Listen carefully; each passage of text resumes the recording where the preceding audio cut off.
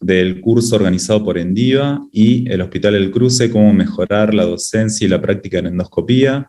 En el día de la fecha vamos a hablar de investigación en endoscopía, de la teoría a la práctica. Tenemos a dos invitadas, las dos médicas del Hospital El Cruce, que son la doctora Cecilia Curvale y la doctora Karina Yonamine.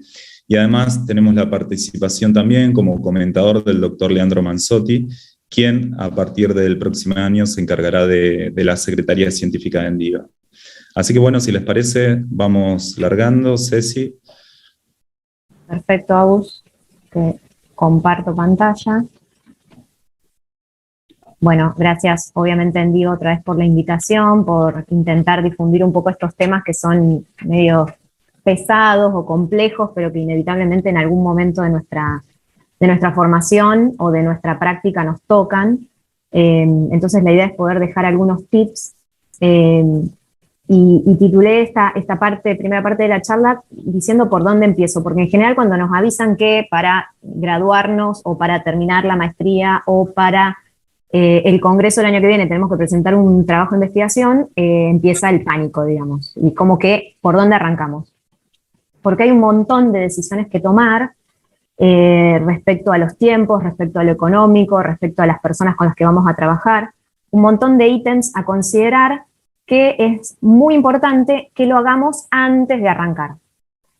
Cosa que no suele suceder. En general, con el deadline del congreso puesto, aparece alguno de los compañeros con una tabla de Excel con datos de los últimos 10 años del servicio y quiere en esa tabla de Excel encontrar algo para llevar al congreso. Bueno, la idea es que no. La idea es que podamos seguir pasos que nos lleven finalmente a ese dato para presentar al congreso o para publicar, y ordenarnos, y de esa manera vamos a evitar muchos dolores de cabeza. Si nosotros logramos anticipar cosas y organizarnos y planificar, va a ser más fácil.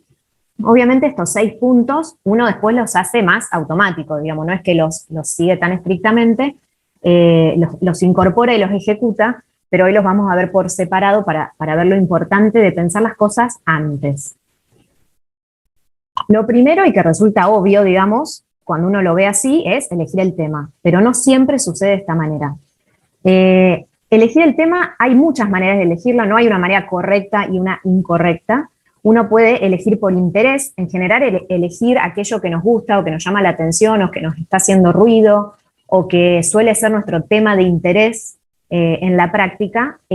Está bueno porque nos va a dar mucha energía para mantenernos activos con el protocolo. Pensemos que los protocolos son largos, que el tiempo promedio entre que se toma la idea y se publican los resultados es de 5 años y medio, por lo tanto necesitamos mucho interés en el investigador, en el grupo de investigadores, para que eso que arrancamos pueda llegar a buen puerto. Entonces, elegir cosas que nos interesan está bueno, digamos. Otra opción es que el tema salga de problemas que tenemos en la práctica y que necesitamos resolver.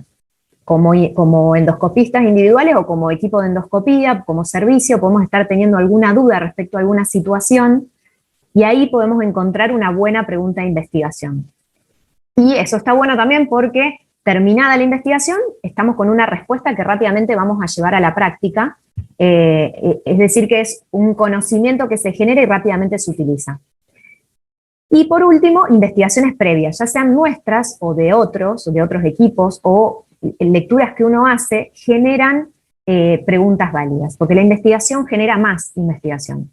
De hecho, cuando a veces miramos, algunas revistas tienen una caja, cuando hacen la impresión de los PDF, donde ponen cuál era la pregunta con la que inicia el trabajo, a qué respuesta se logró llegar, y cuáles son los ítems que se abren, ¿sí? Entonces, últimamente es muy habitual empezar a dejar planteado qué cosas surgieron con esa investigación que no se contestaron y que pueden ser fuente de nuevas preguntas de investigación. Ahora, siempre nos va a atacar el bicho de si es una buena idea o no. Y la realidad que bueno o malo es como subjetivo, y no es fácil de definir eso. Lo que sí en investigación puntualmente, una buena idea de investigación es aquella que yo puedo lograr concretar como un trabajo y obtener un resultado.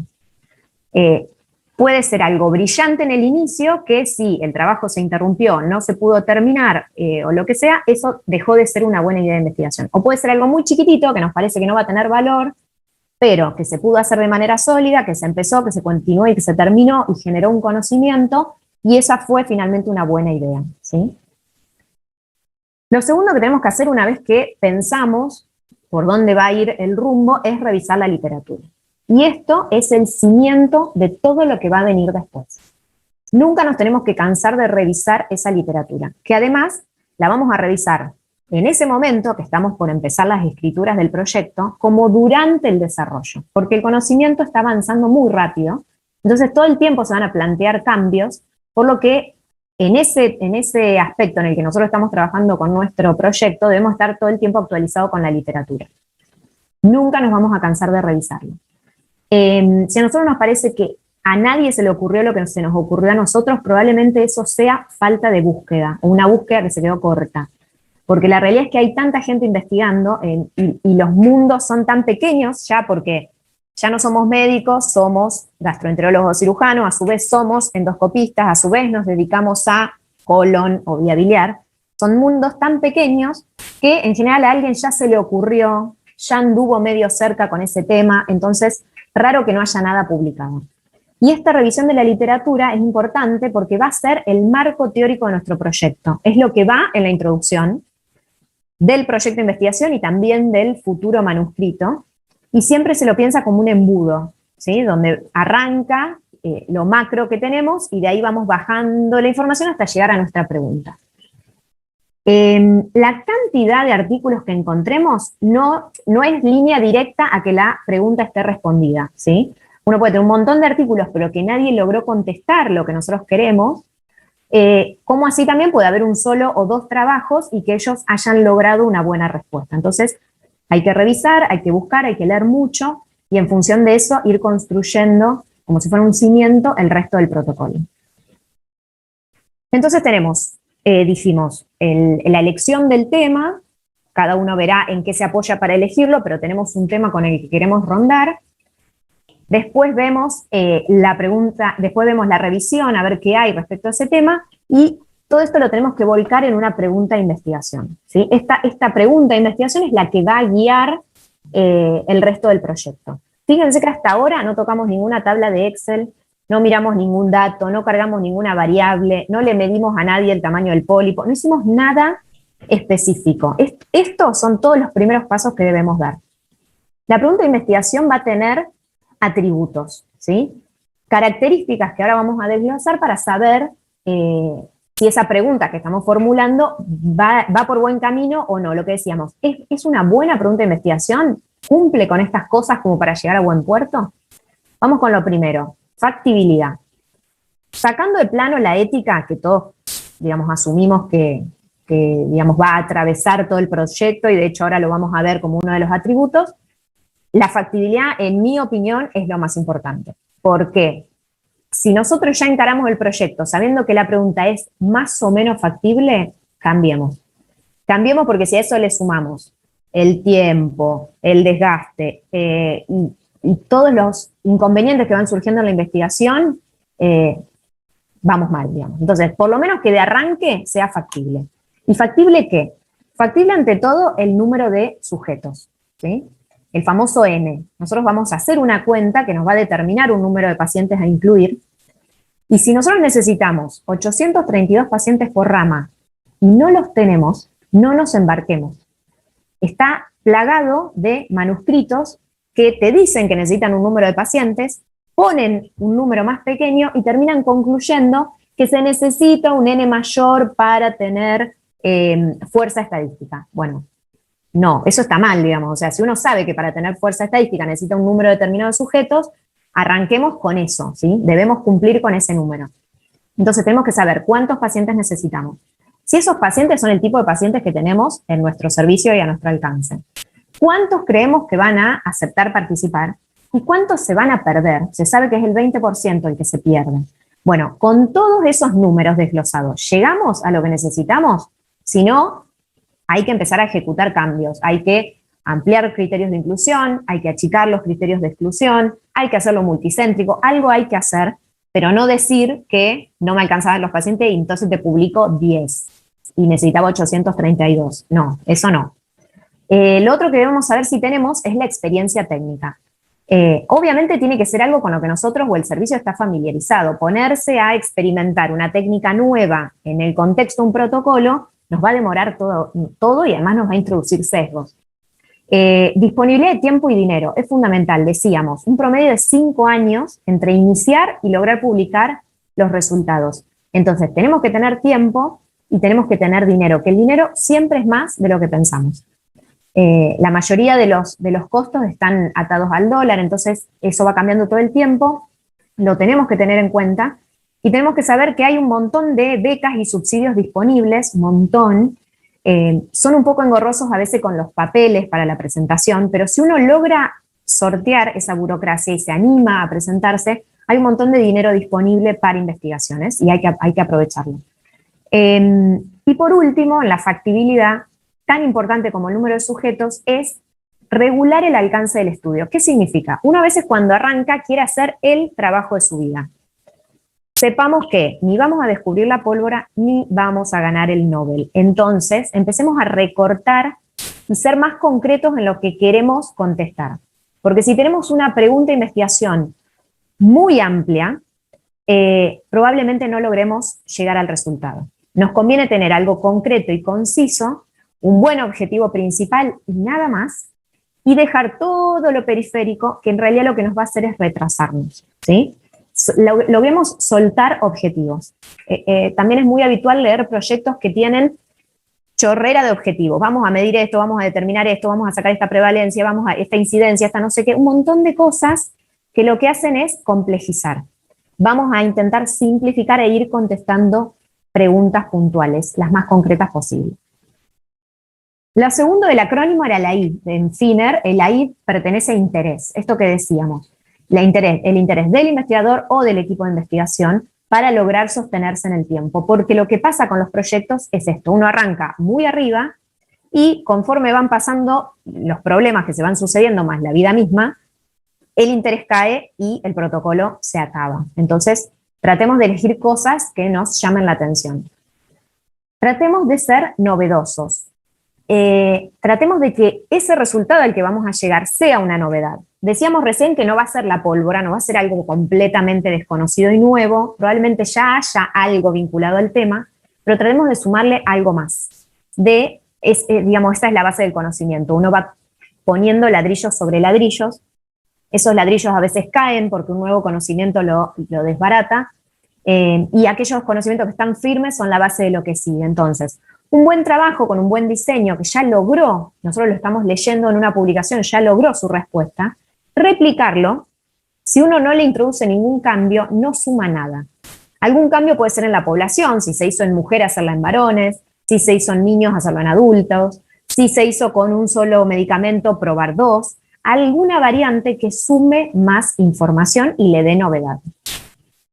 Después tenemos la ética, que decíamos, tiene que atravesar todo el proyecto, la formulación de la pregunta, la escritura del proyecto, la implementación, la recolección de los datos, incluso la publicación. Argentina tiene una ley de protección de datos, o sea que todo tiene que estar absolutamente protegido y atravesado por la ética, desde que arrancamos hasta que terminamos. Y los dos últimos son la relevancia y la plausibilidad. La relevancia a veces digamos, se nos puede mezclar con el interés. En realidad el interés es propio del investigador y del equipo como para llevarlo a cabo. Y la relevancia tiene más que ver con lo que ese trabajo le va a dejar a la sociedad científica, ¿sí? Uno puede tener un interés muy particular en alguna cuestión técnica endoscópica, por ejemplo, si, no sé, trabajo con pinza de 3 milímetros o de 4, y ese es mi interés y yo hago mi trabajo y obtengo mi respuesta, pero tal vez no sea relevante lo que voy a poder comunicar como dato final. Entonces hay que tratar de encontrar un equilibrio que sea interesante para nosotros y que deje algo de información relevante a la comunidad científica. Y la plausibilidad biológica también va en esa introducción, lo mismo que todo lo que leímos en esa búsqueda bibliográfica.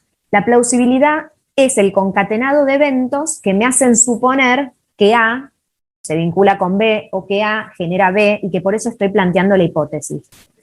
hay cosas que están muy estudiadas, donde yo tengo cada eslabón de esa cadena perfectamente establecido, y hay otros mundos, digamos, que son un poco más desconocidos y que nuestras hipótesis están generadas porque se vio in vitro tal o cual resultado, o porque se vio en animales, o porque se vio en un estudio piloto. Entonces, es más como una caja negra esa plausibilidad, pero siempre hay algo que tiene que estar sosteniendo el por qué yo voy a hacer esa pregunta de investigación, digamos. Ya tiene que haber algún conocimiento previo que me avale, y eso se llama plausibilidad biológica. Entonces, todo lo que veíamos recién y que va con el acrónimo FINER son los atributos que tiene que tener mi pregunta. Es como para decir, che, ¿es una buena pregunta de investigación? Bueno, veamos, factible, interesante, relevante, lo que veíamos recién. Ahora, cuando la quiero escribir a la pregunta, ¿qué le pongo? ¿Cómo pregunto lo que quiero investigar? Bueno, mi pregunta sí o sí tiene que tener la población, la intervención, el comparador y sus objetivos. Algo como esto. ¿Es diferente el aumento de pH gástrico entre esomeprazol comparado con ranitidina en mujeres fumadoras de raza blanca de 40 a 60 años y con reflujo esofágico severo? Eso es una pregunta de investigación, ¿sí?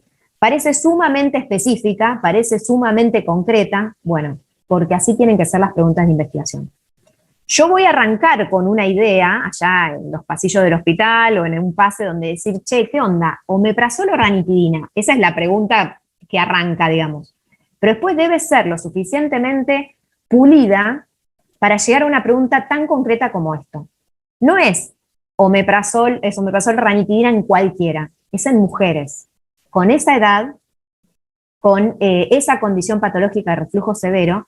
Eso es el grupo en el que vamos a trabajar. Así de concreta tiene que ser la pregunta una vez que uno revisó la literatura y pulió todo lo que tenía que pulir. Entonces acá vemos una población bien concreta, una intervención que es en el ejemplo es el esomeprazol, se va a comparar contra ranitidina con el objetivo de medir la diferencia de promedio de pH gástrico, ¿sí? Paso 4.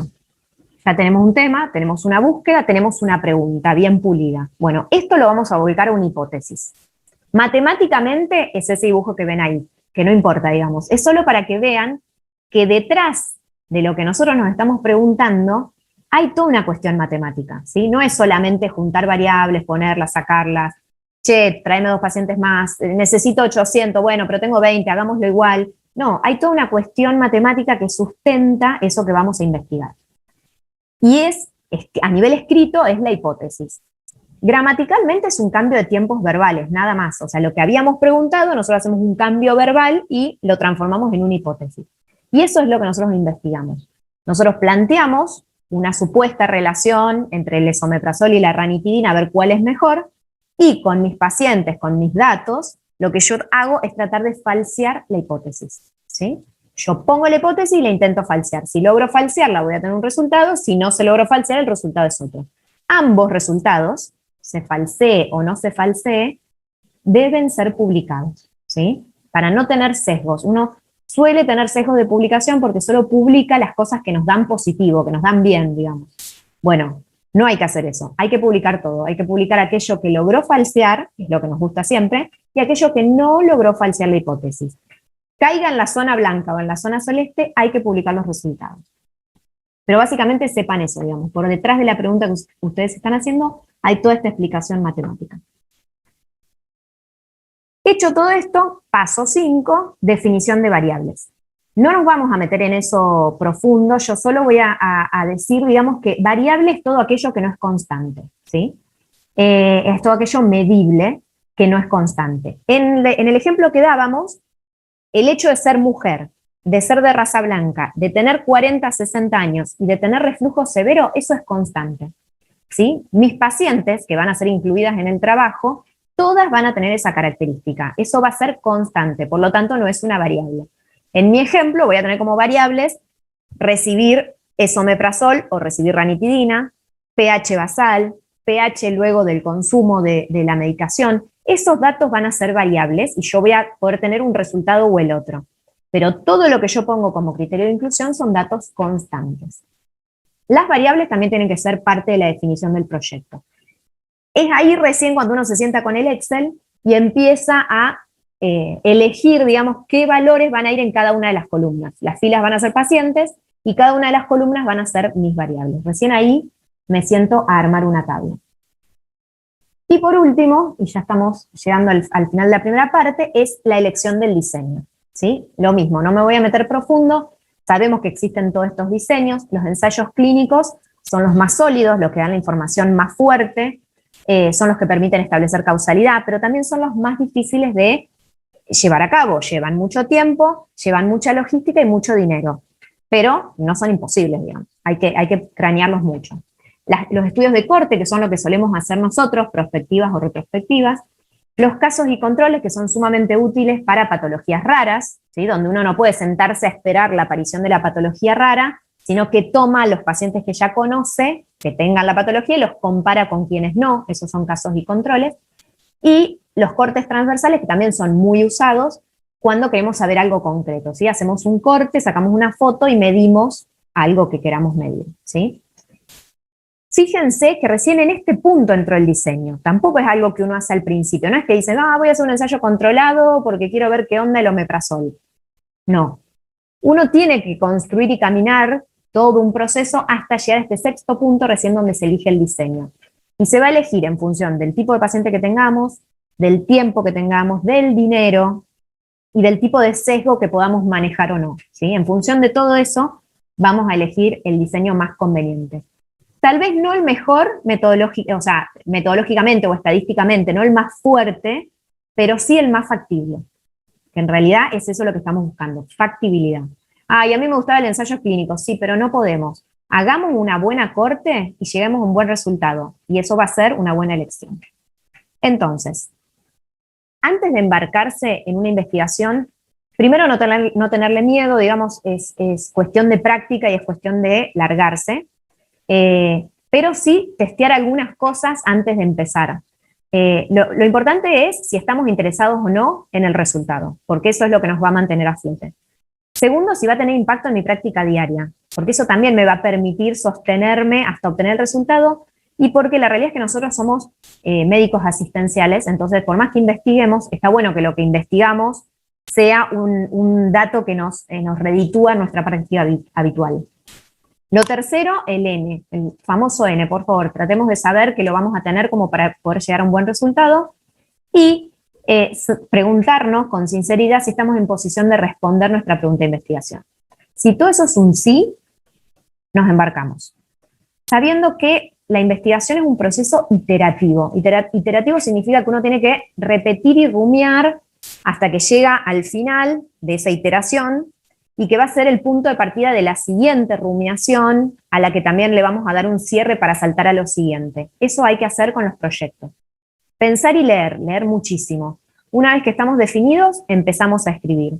Esa escritura se la mandamos a un colega, a un amigo, a 2 o 3 que lo miren con distintos ojos y nos vayan haciendo críticas constructivas. Y una vez que todo eso se pulió, recién ahí empezamos a hacer.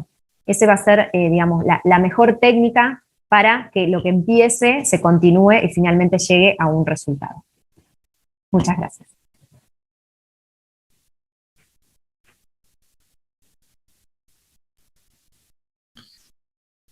Muchas gracias, Ceci. Dejo de compartirles. Ahí está. Bueno, ahora vamos a seguir entonces con la charla de Cari, Yonamine. No sé, Cari, si ya estás como para compartir. Sí, ya estoy. Buenísimo. Después de unos problemas técnicos, arrancamos, no hay problema. Después, a lo último, cuando terminen, dejamos algún espacio para algunos comentarios, preguntas, y si quieren ir haciendo el público que nos está mirando algunas preguntas por el canal de YouTube, también las vamos a estar leyendo. ¿Ahí estamos bien? Genial. Bueno, la idea de mi charla es un poco continuar con lo que venía hablando Ceci, darle algunos pequeños tips relacionados a lo que es más bien la estadística inferencial. No es de lo habitual que manejamos nosotros desde el punto de vista asistencial, es un tema bastante más engorroso, si se quiere, que habitualmente tenemos que referirnos a los estadistas o matemáticos habitualmente, que la situación que muchas veces refiere es que estas personas son bien matemáticos, son bien numéricos y obviamente no van a tener el concepto de la plausibilidad biológica y el concepto biológico del que estamos tratando de demostrar nosotros, ¿no? Entonces, está bueno muchas veces que, aunque sea un mínimo aspecto de este punto, tengamos en cuenta para saber cómo se obtienen estos números, cómo se obtiene ese tal p-valor, ese tal intervalo de confianza, ese tal resultado de riesgo relativo que es estadísticamente significativo, ¿no? La idea no es, obviamente, ir desarrollando cada uno de ellos porque tiene una traducción matemática detrás muchísimo más compleja, pero bueno, es simplemente poder mostrarles algunos detalles relacionados a esto y cómo podemos llevarlo a la práctica y cómo tenemos que tenerlo en cuenta más que nada a la hora de empezar con un trabajo de investigación. Vamos a tratar entonces de conversar un poquito respecto a la estadística inferencial. Y estos son los pasos, y volvemos a repetir, y uno tiene que ser un poquito reiterativo respecto a estos puntos, es que en que un proyecto de investigación tiene que tener esto, ¿no? Saber que no solamente alcanza con tener una idea que pareciera ser brillante, que una idea que nos llama mucho la atención, que estamos muy entusiasmados en que se desarrolle, sino también en todos estos aspectos que veníamos charlando. Tenemos que ser expertos en conocer el tema, tenemos que leer muchísimo sobre el tema para poder conocer cuáles son las variables que puedan llegar a afectar el problema o la definición, el objetivo que queremos determinar. Es fundamental que conozcamos todo esto para que después esto se transforme en datos que puedan ser analizados posteriormente de forma estadística, y si queremos obtener un resultado claro, un resultado que nosotros siempre decimos lo estadísticamente significativo, es estadísticamente significativo siempre y cuando tengamos en cuenta todos estos datos, es fundamental. Entonces dijimos, selección del tema, planteamiento del problema, el marco teórico tiene que ser una especie de revisión, ¿sí? Si lo va a hacer un único investigador, que haga una revisión narrativa de todo el tema que esté interesado en desarrollar, poder trasladárselo a alguien que tenga gran conocimiento del tema, que pueda circular ese documento para que pueda ser analizado ida y vuelta, como decía Ceci, hasta que tengamos una idea bien clara. Una vez que tenemos esa idea en el camino, en el trayecto, tenemos que tratar de pensar esta justificación, ¿no? ¿Qué es lo relevante que va a ofrecer esta investigación? ¿Qué objetivo, qué resultado relevante va a quedar, ¿no? Esto es muy importante, incluso muchas de las publicaciones solicitan este aspecto en la redacción inicial.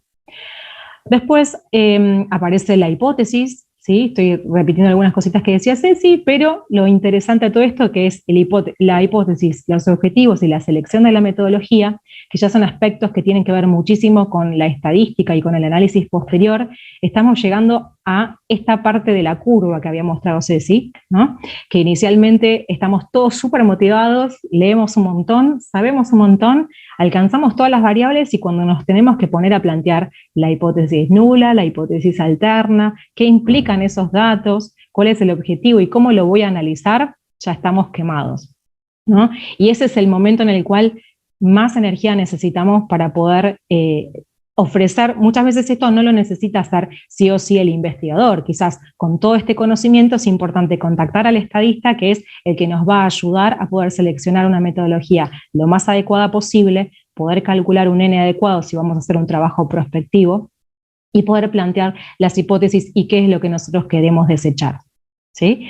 Una vez que nosotros obtenemos todo esto, obtenemos los datos y obtenemos el análisis de estos datos, vamos a llegar a una conclusión y si vamos por buen camino, esto va a ser publicable, ¿sí? Entonces, es muy importante que tengamos en cuenta todo esto en lo que nos vamos a embarcar, como decía Ceci, que es un camino bastante largo, que tiene subidas y bajadas, pero que en la medida que tengamos en cuenta todo esto y que lo podamos ir haciendo, esto llega a su fin. Entonces, ¿cuál es el objetivo del análisis estadístico? ¿Sí?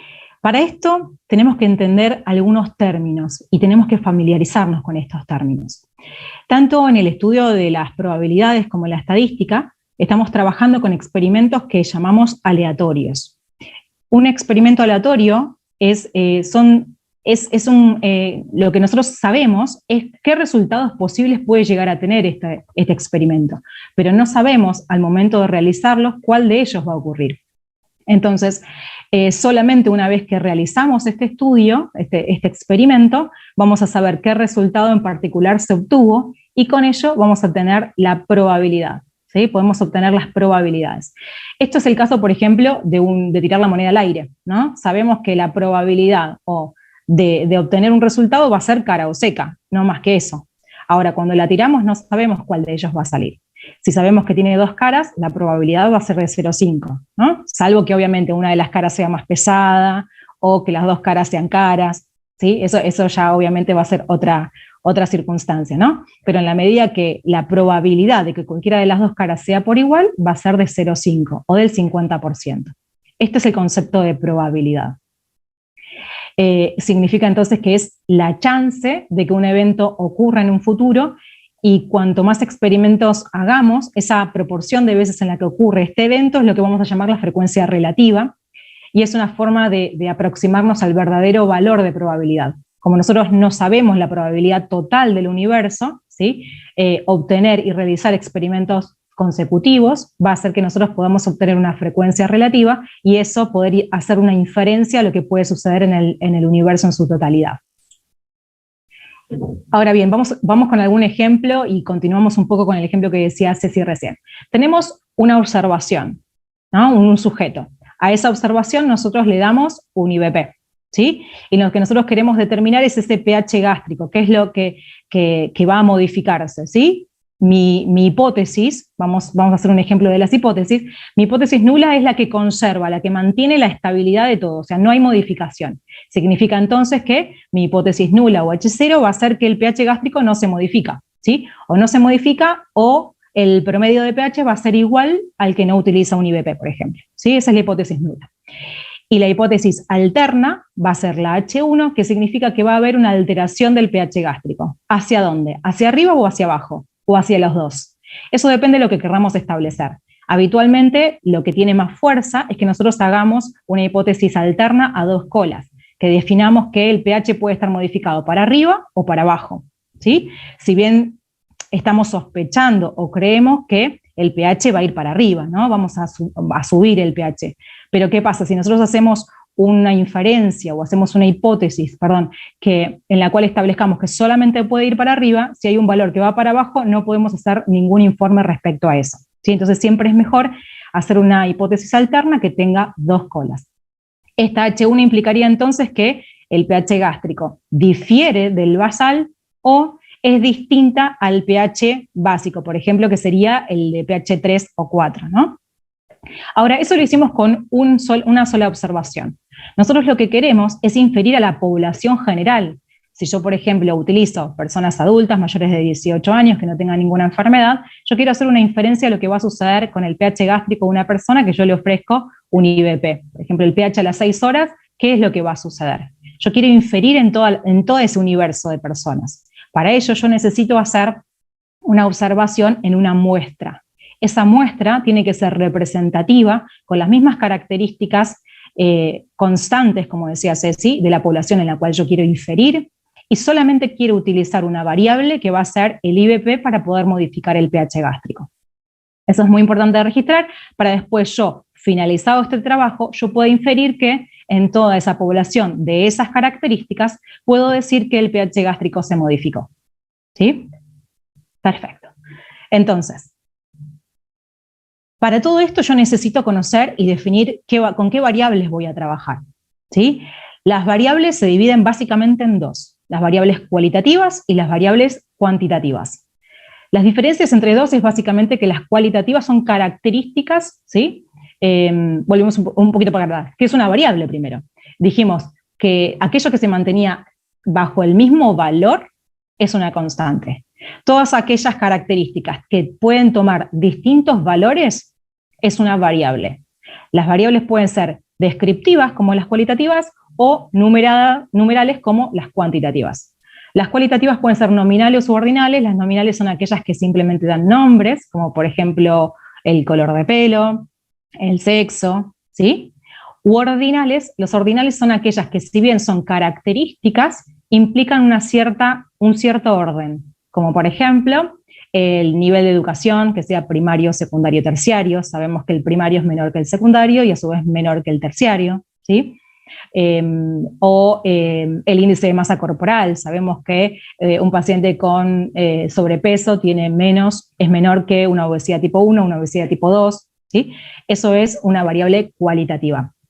Ahora, las variables cuantitativas que están relacionadas con los números se dividen en discretas y continuas. Las discretas son aquellas variables que son numéricas, pero que entre cada una de ellas no existe ningún otro número más, ¿sí? A diferencia de las continuas, que entre cada valor continuo hay infinidad de números. Ejemplo, las variables discretas pueden ser, por ejemplo, el número de hijos. Puedo tener 2, 3, 4, 5 hijos, pero no 3 hijos y medio, por ejemplo. En cambio, las continuas son aquellas variables que son, por ejemplo, la edad, por ejemplo, el peso, ¿sí? La altura, ¿sí? Son todos valores que uno puede medir 1,60 m, 1,60 m con 5, ¿sí? O sea, son valores que pueden tener intermedios, un montón de valores. Ahora, ¿por qué es importante poder dividirlos en estos subgrupos? Porque el análisis que se le va a hacer posteriormente, el análisis estadístico y la recolección de los datos, es completamente diferente. Y es muy importante poder definirlos antes de comenzar con la recolección de los datos. A su vez, estas dos variables pueden ser dependientes o independientes. Las variables dependientes son aquellas que nosotros queremos observar, ¿sí? El resultado ese que queremos ver. Por ejemplo, en el caso de recién, era el pH gástrico. El pH gástrico era dependiente de la implementación de la administración de IBP, por ejemplo, ¿no? Entonces, las diferentes dosis de IBP va a ser la variable independiente, ¿sí? O la administración de una dosis específica es la variable independiente, y la variable dependiente será aquella que modifica, que va a ser el pH gástrico, ¿sí?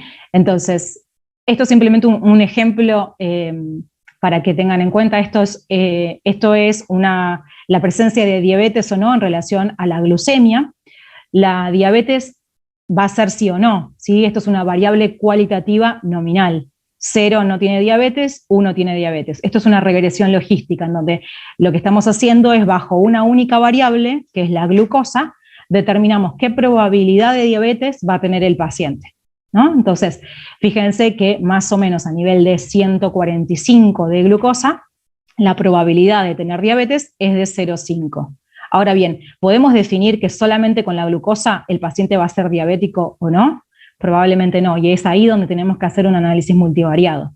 Por eso es que es tan importante que nosotros podamos definir de entrada cuáles pueden ser aquellos modificadores del resultado. Entonces, las variables que tenemos que definir van a ser aquellas que van a actuar probablemente como entidades multivariadas para poder definir este resultado o outcome, que va a ser la presencia de diabetes. Bien, seguimos. Ahora, ¿qué tipo de estudios vamos a realizar? Y eso va a depender de todo lo que venimos haciendo antes. Desde el estudio que hicimos, la revisión de la bibliografía que analizamos, la definición de las hipótesis y los objetivos que nos planteamos, las definiciones de las variables y cómo seleccionamos y nomenclamos esas variables, definir el tipo de estudio a realizar. Obviamente que el tipo de estudio prospectivo no va a tener los mismos resultados que un estudio retrospectivo, incluso el análisis, las medidas de asociación van a ser completamente diferentes. En el caso de que hagamos estudios prospectivos, como decía Ceci, vamos a necesitar calcular de entrada un N necesario para poder poner a prueba mi hipótesis y refutarla en el caso de que querramos refutar esa hipótesis nula, la H0.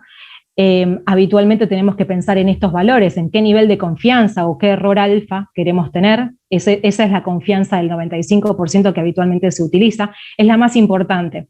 Esta es la que se define como falso positivo, ¿sí? Es refutar una hipótesis H0, la hipótesis nula. Es decir, que el nivel de confianza a mí me dice que yo no quiero refutar la H0 si esta es verdadera, ¿sí? Porque si no sería mentir. Ahora, llegar a un resultado erróneo, digo, ¿no? Ahora, la potencia beta o el error beta, de lo que me habla es de los falsos negativos, es decir, que mi estudio no tenga la capacidad de refutar H0 cuando H0 es falsa. ¿Eso qué significa? ¿Es mentir? No, es simplemente probablemente que no tengo la potencia suficiente para poder rechazar esa H0 y tengo que verificar de qué es lo que sucedió, ¿sí? Si es porque no tengo un N suficiente, que es lo que suele pasar, ¿sí? O si tengo otras características que me alteran ese resultado. Pero lo más importante es el error alfa, al que le tenemos que dar mucho más valor, porque no queremos llegar a un resultado falso. La potencia lo vamos a dejar en general en 80. La prevalencia lo tenemos que conocer a través de la información que vamos a adquirir de la lectura que vamos a hacer, y es fundamental que al momento que analicemos con los estadistas el N que tenemos que analizar, le podamos decir qué prevalencia de enfermedad tenemos o qué prevalencia de esa cuestión en particular existe. Y después analizar otras cuestiones como el análisis de grupos paralelos, de cohorts, etc. Bien, esto un poco entre paréntesis, un poco para recordar y así poder tener un puntapié para poder contarles lo que sigue. Recuerdan que la mayoría de las variables independientes en medicina tienen esta distribución, una distribución que se llama normal, en donde la mayoría o la media se ubica a nivel del centro y forma una especie de pirámide, ¿no? En donde se encuentra habitualmente el 95% de todas las observaciones, con un 2,5 hacia cada lado. Esto es lo habitual. Después hay muchas otras cosas que en estadística difieren de lo que solemos observar, pero esto un poquito para recordar. Después, las variables con distribución binomial. La distribución binomial es esto que les decía, por ejemplo, que sea muerte sí, muerte no, ¿sí? Que sean solamente dos variables, ¿sí? Habitualmente, a diferencia de esto, que son todas continuas, vamos a tener muerte sí por un lado, muerte no por el otro, ¿no? Pero si sumamos una gran cantidad, un N suficientemente grande, lo que vamos a terminar encontrando es que la probabilidad, por ejemplo, en este caso de muerte, si se quiere, va a encontrarse sobre el punto medio. Por ejemplo, si la probabilidad es de 0,3%, del 30%, la mayoría se va a ubicar en el 0,3 y va a formar una pirámide similar a esta distribución normal. Y esto va en consecuencia de contarles esto. Esto es lo que nosotros habitualmente vemos resumido en los trabajos de investigación, ¿sí? Entonces, ¿cómo lo interpretamos? En general, las medidas de resumen se dividen en estas dos, las de posición central y las medidas de dispersión. Las de posición central, y la más útil de todas, o la que más utilizamos habitualmente, es la media muestral. La media muestral lo que intenta describir es poder inferir sobre la esperanza poblacional o la media poblacional, ¿sí? ¿Qué es eso? Si nosotros lo hacemos habitualmente, ¿no? La media es la sumatoria de todos los valores dividido la cantidad de observaciones. Eso me va a dar la media. La mediana es aquel valor en el cual se encuentra el 50% hacia menor y 50% hacia mayor. Ese valor va a ser la mediana. Y la moda va a ser aquel valor que tenga mayores repeticiones de observaciones. Después, en las medidas de dispersión, lo que estamos hablando es cuánto se dispersa sobre la mediana las distintas observaciones, ¿sí? No es lo mismo que tengamos todas amontonadas sobre la mediana que esté más aplanaditas y más distribuidas en la base, ¿sí? Entonces, el rango está establecido entre el valor mínimo y el valor máximo. La distancia intercuartilo, fíjense que en los boxplot habitualmente están, ¿sí? El cuartilo 25 y el cuartilo 75, ese valor intermedio es la distancia intercuartílica. La varianza muestral es un dato que a veces a nosotros nos cuesta bastante observar, pero es interesante porque nos habla un poco de cuán disperso están los datos sobre la mediana. La varianza lo que intenta hacer es sumar todas las distancias que existen entre la media hacia la observación. El inconveniente que tiene si hacemos esto es que si sumamos todo nos va a dar 0, porque vamos a tener un poco hacia un lado y otro poco hacia el otro lado. Entonces lo que intenta hacer la varianza es obtener un dato que sea positivo mediante la elevación al cuadrado. La desviación estándar es la raíz cuadrada de la varianza. Estos datos matemáticos son importantes porque después todos los resultados van a estar obtenidos a partir de acá. Volviendo a la hipótesis planteada, espero que les quede 5 minutos de atención. Esta es la parte más que se te hace la luz, si se quiere. vamos a hablar respecto a esto. ¿Qué es lo que decimos cuando hablamos de hipótesis nula? ¿Cuándo rechazamos? ¿Por qué no rechazamos? ¿Qué es lo que queremos mostrar? Fíjense que la distribución, como había mostrado Ceci, que era una normal, habitualmente, ¿sí? Después hay otras distribuciones que tienen otro análisis, pero vamos a entender esta. Esta distribución normal, fíjense que se encuentra la media en el centro, esta como es completamente normal, está normal simétrica, perdón, está en el centro la mediana también, y estos son las dispersiones, ¿no? Fíjense que estos valores que se encuentran a nivel del eje X, lo que nos establece es la confianza, ¿sí? Del 95% que va entre menos 1,96 a 1,96, esto, y después, perdón, del 99% que va de menos 2,58 a más 2,58. Esto es una curva estandarizada. Estandarizada es porque tiene estos valores siempre iguales. ¿Para qué nos sirve? Para poder comparar después otras cuestiones, como cuando, por ejemplo, utilizamos escalas diferentes. Si a las escalas diferentes, por ejemplo, porque una está medida en pies y la otra está medida en metros, nosotros podemos comparar esto si estandarizamos todas las medidas, ¿sí? Entonces, habíamos dicho que la hipótesis nula, el H0, era mu es el promedio, ¿sí? O la media, la media poblacional. Nosotros lo que queremos hacer es inferir sobre la media poblacional, ¿sí? Utilizando nuestra muestra. Entonces lo que decimos es, la media es igual a 4, o dijimos no modificaba, ¿sí? Y la hipótesis alternativa va a ser mu, va a ser distinto de 4. Yo creo que va a ser para arriba o para abajo, pero no va a ser 4. Esa es mi hipótesis alterna. ¿Qué hacemos?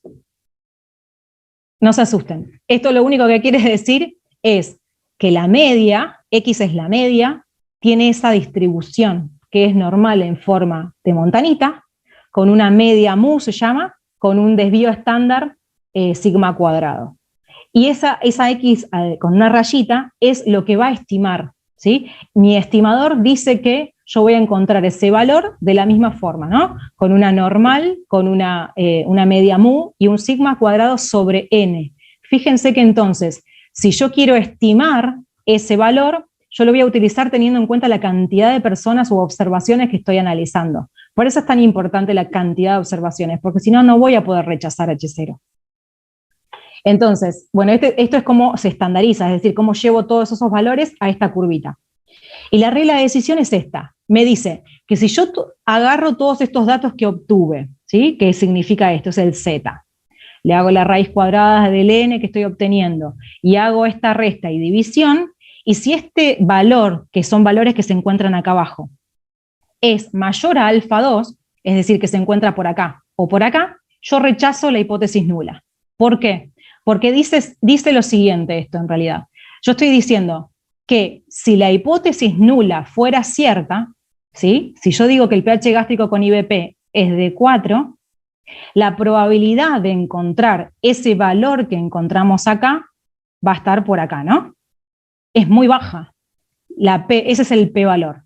La probabilidad de encontrar ese valor, que probablemente era de 3, un pH de 3, supongamos, es menor de 0,05. Si es menos de 0,05, siendo la hipótesis nula supuestamente verdadera, es básicamente imposible encontrar ese valor, ¿no? Como una media, estamos hablando de una media, que debería ser la máxima, ¿no?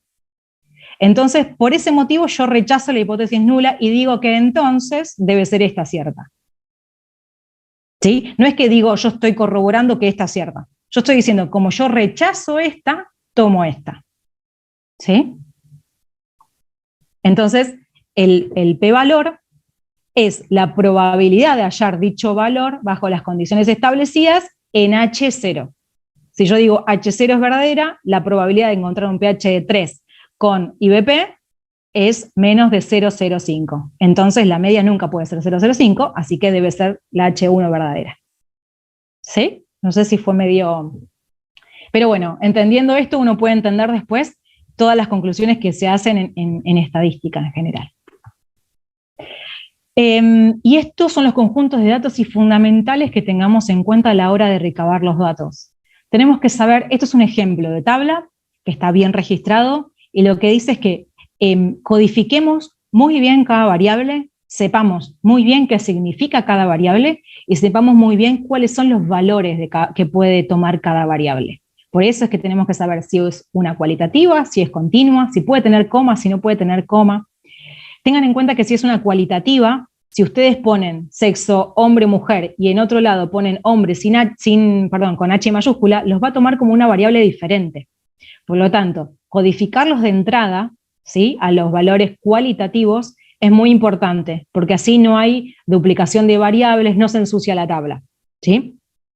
Eso es lo mejor para hacer antes de comenzar con la recolección de los datos. Después, cada columna corresponde a una variable y cada fila corresponde a una observación. Esta es la forma que después los programas estadísticos pueden analizar las tablas de datos. Si lo podemos establecer de esta forma, cualquier estadista lo puede analizar. Si lo organizamos distinto, es imposible analizar una tabla, imposible. Fíjense que acá diabetes es una variable cualitativa nominal, en donde 0 es no diabético y 1 es diabético.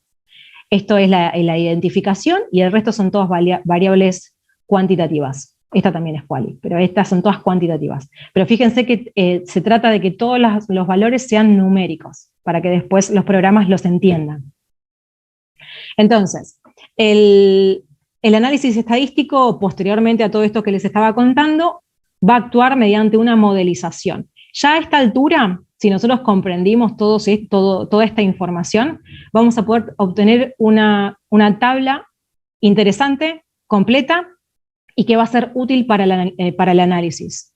La modelización es lo que va a hacer el analista estadístico, digamos, para poder establecer qué modelo va a ser el que va a predecir mejor los resultados a futuro, ¿no?, mediante la utilización de mi muestra.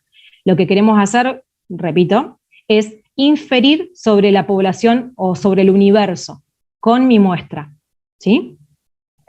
El estadista lo que va a hacer, tratar de hacer es el diagnóstico de esa modelización, el ajuste de esa modelización, y con eso a ustedes les va a dar el resultado que va a ser la predicción o la inferencia sobre esa población en particular. Entonces, como conclusión, es muy importante hacer una adecuada revisión del tema, ser expertos en el tema, y hacer una revisión lo suficientemente completa y que pueda ser analizada por pares, ¿sí?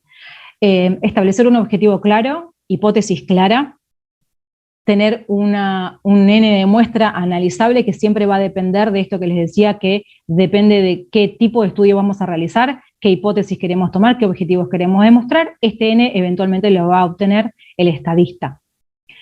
¿Qué variables vamos a analizar? Y esto tiene que ser un análisis, un tiempo en el cual nosotros tenemos que ir y venir continuamente, ¿sí?, hasta que obtengamos esa tabla que queremos recabar de datos. Es muy importante que hagamos esto porque en el momento que empezamos a recolectar datos, que después decimos, uy, me parece que le pifiamos acá, tenemos que hacer otra cosa, hicimos todo, o sea, todos esos datos que cargamos no van a ser útiles para la investigación. Es muy importante que lleguemos acá con el tema súper sabido, súper conocido, súper establecido. Por eso es que llegar hasta este punto es bastante complejo. Respecto a los datos, hacer un registro claro de las observaciones, el análisis estadístico, hacerlo bajo asistencia de conocimientos biológicos. Esto es muy importante, no es que le podemos tirar la tabla al estadista y decirle, haceme el análisis y chau, porque el estadista no sabe qué variable es la que a vos te interesa mostrar, ¿sí? O qué otras variables pueden afectar mucho más, o cuáles pueden ser medidas o valores que, medidas o cosas que pueden ser confusoras, ¿sí? Pueden haber muchas otras variables que pueden actuar de confusión, y eso lo van a saber ustedes porque van a conocer el tema. El estadista no lo va a conocer, ¿sí? Entonces es muy importante que este análisis se haga en conjunto con quien está haciendo la investigación. Y obviamente, si todo esto va bien, va a ir a la publicación de los resultados, ¿no?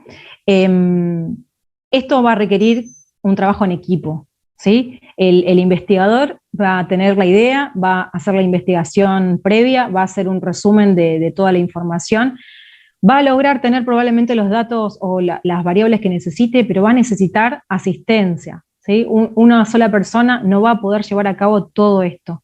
Es muy engorroso, es muy complejo, requiere de muchísimo trabajo y mucho desgaste. Entonces es muy importante que esto sea bajo un trabajo en equipo, que todos tengan conocimiento del tema y que los datos sean registrados a conciencia, ¿sí? Que no pongamos ese dato faltante como, faltó, pongamos cualquiera, porque después hace cualquier cosa, el análisis estadístico se transforma en cualquier cosa. ¿Sí? Así que bueno, llegamos al final.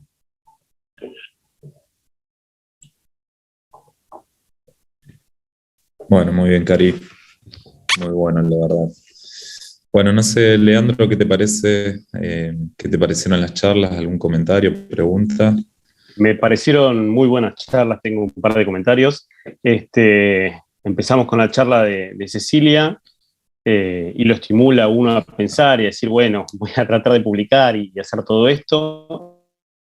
Escucha la charla de Karina y dije, listo, bueno, me tengo que transformar en Gauss on the Cars porque si no, no voy a poder hacer nunca nada de investigación. Y justamente este es el mensaje que quiero dar, que no hace falta transformarse en un gran matemático para poder publicar. Para eso están las últimas palabras que dijo Janina, que es Karina, perdón, trabajo en equipo.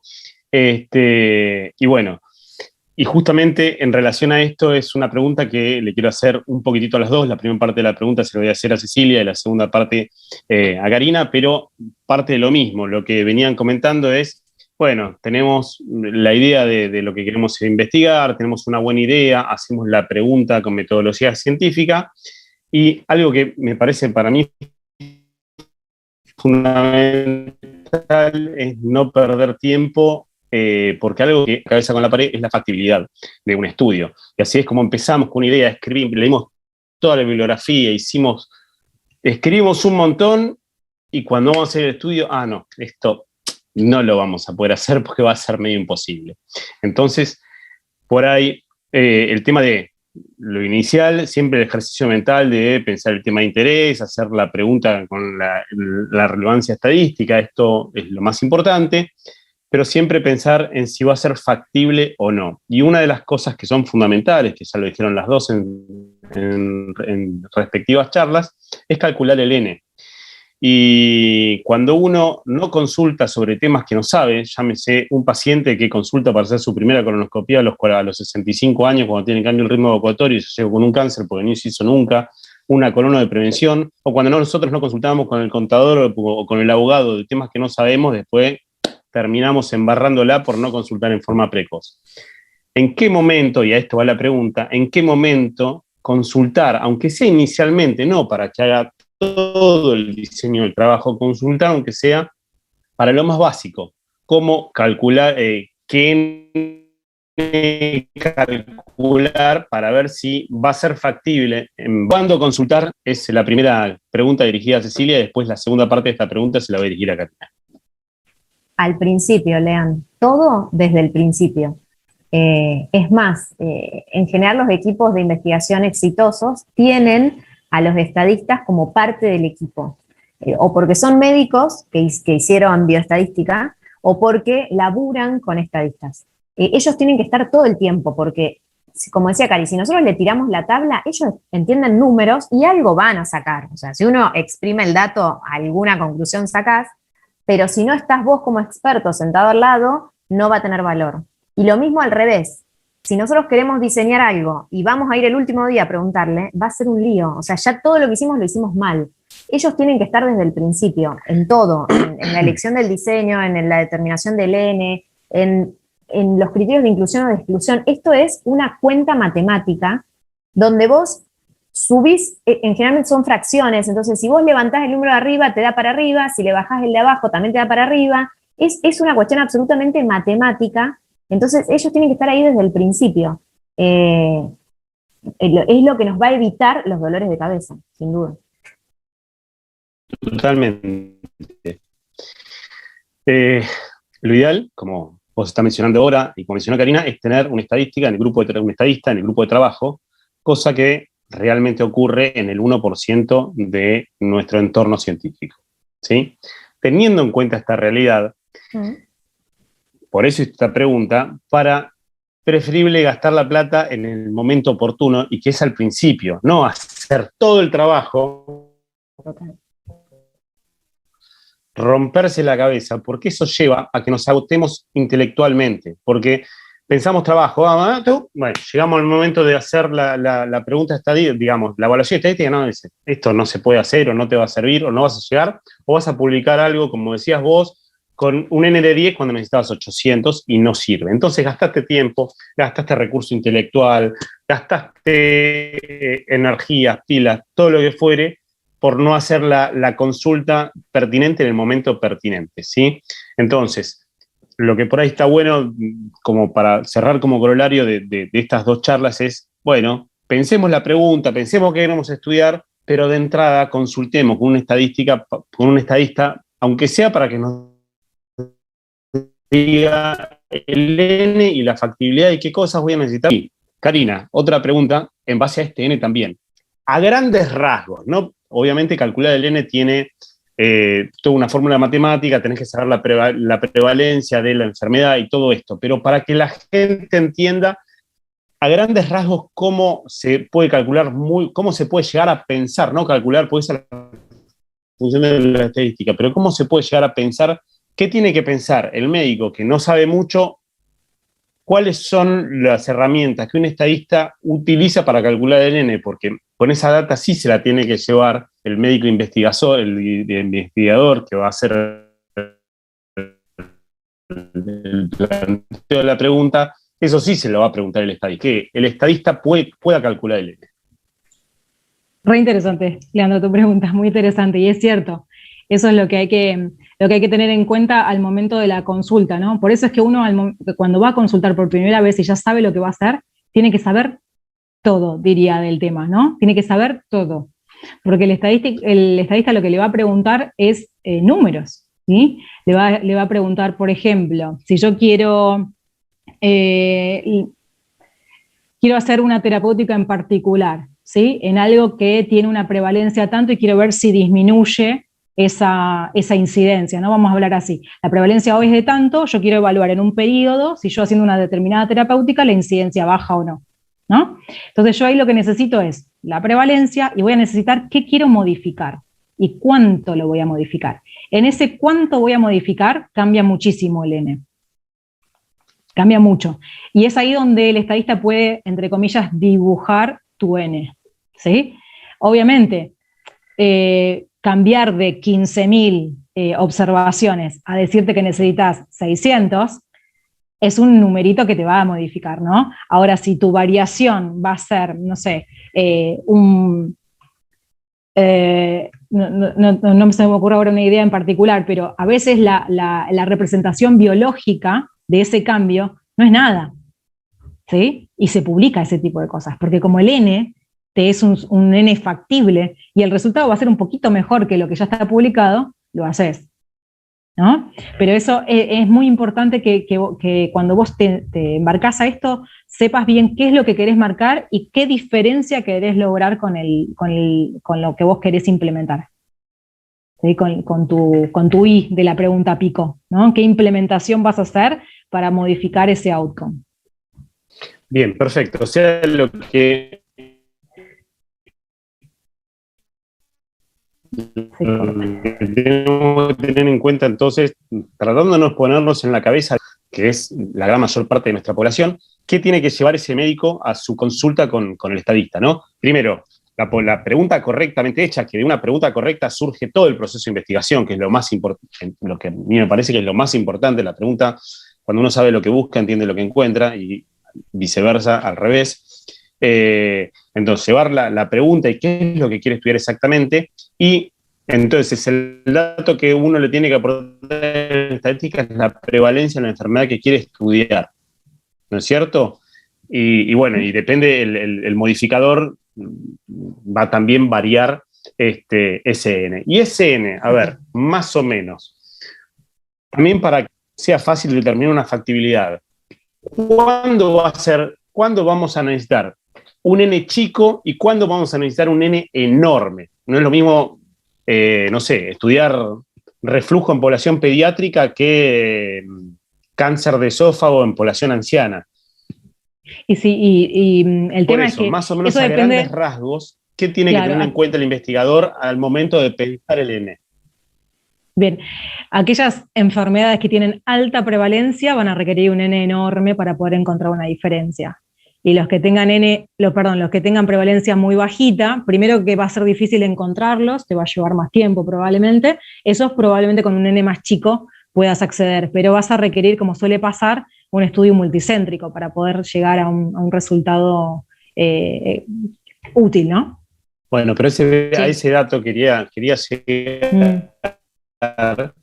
porque muchas veces el investigador no sabe y va a estudiar algo sumamente prevalente y cuando va a la estadística se choca y dice, no, pero para esto necesitas 10.000 pacientes. Ah, no, pero entonces esto me es imposible.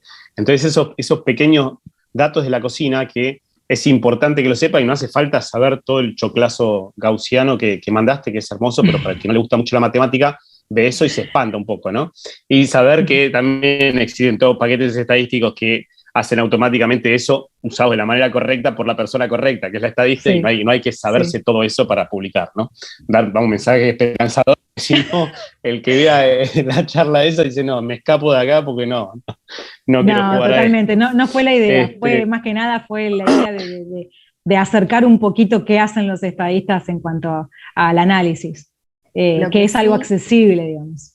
Sí, lo que sí hay que saber, o sea, si bien el programa estadístico te saca todas las cuentas, es verdad, vos le podés, si vos metés basura, sacás basura, se dice también. Totalmente. En estadística. Entonces, por eso dije que lo tiene que usar la persona que sabe. Claro, y hay que meter datos de calidad y hay que saber leer lo que el programa estadístico te tira.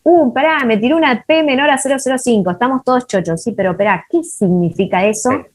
¿Y qué significa, lo decía acá en un momento, clínicamente, médicamente, digamos? Sí, estadísticamente es significativo. Ahora, el impacto, ¿qué tamaño tiene? La nada, digamos.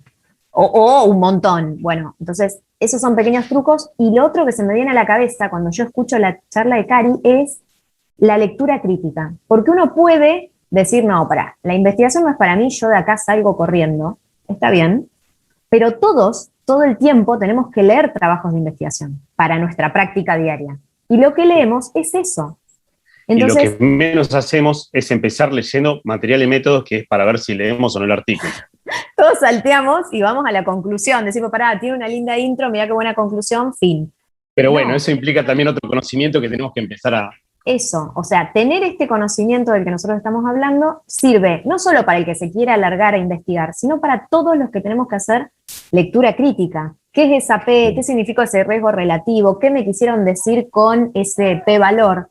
Todo eso. Totalmente. Exacto. Bueno, una última pregunta. Ahora, Cecilia, hablaste también que una de las cosas que hacía factible o no un trabajo eran los costos en la publicación. ¿Entre 0 y cuánto varían esos costos de publicación? Y más o menos para orientar un par de revistas que los costos sean muy bajo o nulo y cuáles ni siquiera apuntar porque sale $500 publicar si no es que vas a tener ese dinero. Es muy variable, digamos, pero hay un montón y cada vez más publicaciones sin costo, digamos. Y la realidad que hay dos cuestiones con el dinero y las publicaciones. Uno es lo que le cobran a uno para publicar y lo otro es lo que le cobran a uno para leer un trabajo. O sea, para las revistas es win-win, digamos. O sea, le cobran al investigador para que publique sus resultados y le cobran al resto de los científicos o médicos para que lean esa información. Por eso hay todo un debate, digamos, con el tema del acceso libre a la información, digamos. Se está como peleando mucho para que haya acceso libre a las publicaciones. La realidad es que, en general, nosotros como hospital solemos apuntar a revistas sin costo para la publicación. Y lo que sí tener en cuenta, esto que yo dije en un momento, de que hay muchos subsidios y muchas becas disponibles, y que, por ejemplo, podrían llegar a cubrir ese valor que necesitamos para la publicación, pero también para el consumo, para la compra de materiales, o para que el investigador tenga un apoyo económico, o sea, que también lo va a ayudar a sostenerse en esos promedios 5 años de investigación, digamos. Así que hay que animársele a eso, a las becas de los subsidios. Perdón, ¿esos subsidios de dónde salen? ¿De entes públicos, privados, de los dos? Sí, eso.